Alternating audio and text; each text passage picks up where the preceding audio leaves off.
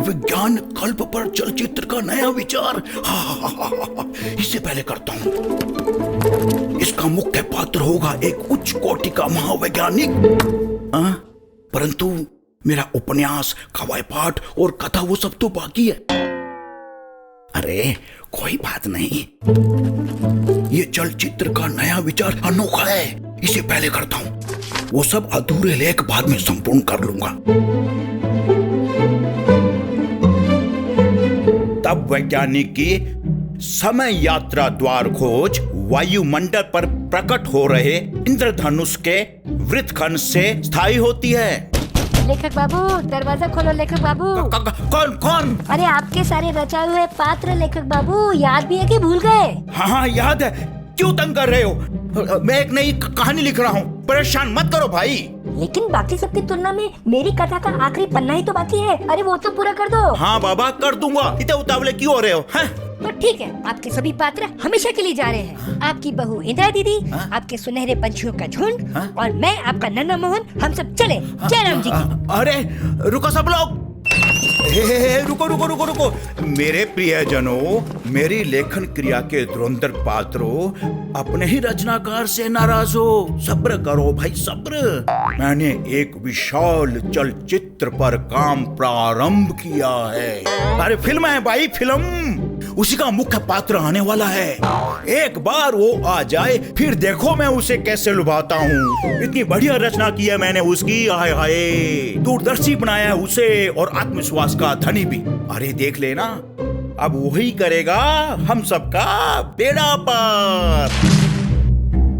लेखक बाबू का नया पात्र आ गया। आइए आइए, देखिए, यह है मेरी कहानियां, मेरे अन्य लेखन। यह है महिला सशक्तिकरण पर उपन्यास, हमारी बहू इंदिरा। आइए आइए, इधर आइए। यह है सुनहरे पंछी, देश प्रेम पर प्रेरणा भरा काव्य पाठ। 18 कविताओं का संकलन है। आइए मेरे उस नटखट पात्र से मिलते हैं। ये महात्मा गांधी जी के बचपन की कथा, नन्हा मोहन। समस्या गंभीर। और ये रहा मेरा नया चलचित्र, जो मुझे निश्चित रूप से उत्थान की ओर ले जाएगा, क्योंकि इसकी मुख्य भूमिका निभाएंगे आप। आप ही की तो रचना हूं लेखक बाबू, और जब आपने ठान ही लिया है तो सब मुमकिन है। लेकिन आप किस गंभीर समस्या का जिक्र कर रहे थे? यही कि इस चलचित्र का शीर्षक निश्चित नहीं हो अभी तक। हाँ, यही कि मेरे हर लेख पर मेरी उत्तमता का अद्वितीय तड़का लगना बाकी है। इसलिए सब लेख आधे अधूरे पड़े हैं। आइए आइए, अंदर आइए। तो यह है समस्या। इस चलचित्र का आधार है समय यात्रा, जिसके द्वार हमारे विशाल वायुमंडल में कई जगह छिपे हैं, और वो द्वार वहां मिलते हैं जहां जहां प्रकट होता है इंद्रधनुष। और इस बात की खोज करता है एक उच्च कोटि का महावैज्ञानिक, यानी कि आप। लेकिन समय यात्रा के लिए तो रोशनी से भी अधिक गतिवान होना होगा ना? वो कैसे सिद्ध करेंगे आप?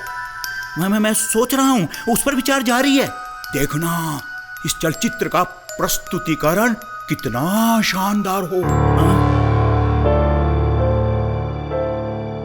लेखक बाबू, दिखावे की चमक भ्रम है, संपूर्ण कहानी है तो लेखक की पहचान है। हर शुरू किए गए लेख को पूर्ण करना लेखक का मूल धर्म है। खुद के उत्थान के लिए नहीं, मिसाल बनने के लिए, अमर होने के लिए। नहीं तो आपके रचाए पात्र भी आपका साथ छोड़ देंगे। अपने रचाए पात्र का कहा मानो लेखक बाबू। आप कहानी की किस्मत बनाओ, कहानी आपकी किस्मत बनाएगी।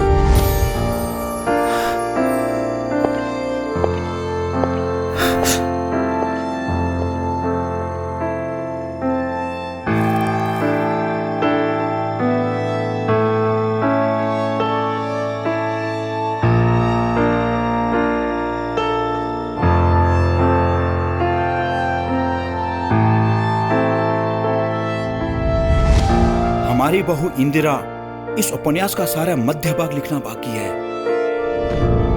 देश प्रेम काव्य पाठ सुनहरे पंछी की 18 कविताओं का तो उलझा हुआ दृष्टिकोण सुलझाना बाकी है। और महात्मा गांधी के बचपन की कथा, अरे वो भी तो बाकी है। अब किस लेख को पहले समाप्त करूं?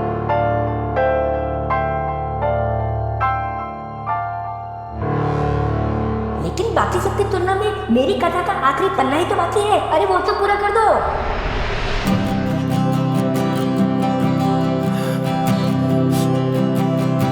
नन्ना मोहन,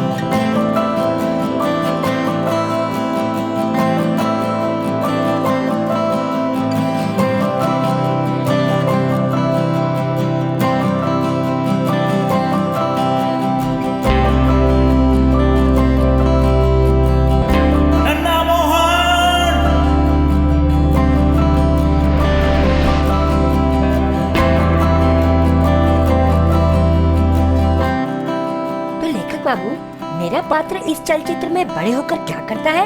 बड़े होकर जब तुम्हें रेलगाड़ी से धक्के देकर बाहर किया जाता है, तब तुम जीवन भर देश सेवा करने का प्रण खुद से करते हो। अच्छा।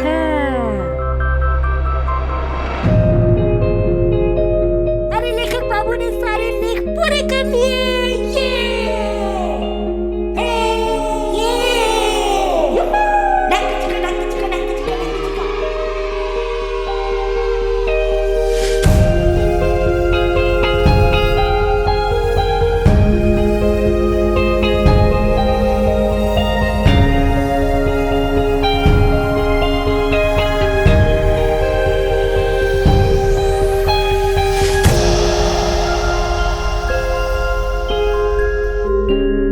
लेखक बाबू,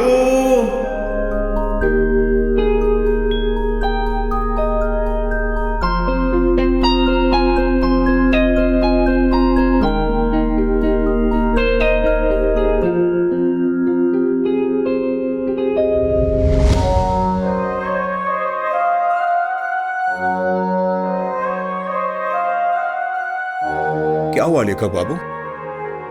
आपने अपने सारे लेख पूर्ण कर लिए हैं। अब आप मेरी कहानी पर कार्य आरंभ कर सकते हैं। अपने रचाए पात्र का कहा याद रखना लेखक बाबू, ये कहानियां अब सच में आपकी किस्मत बनाएंगी।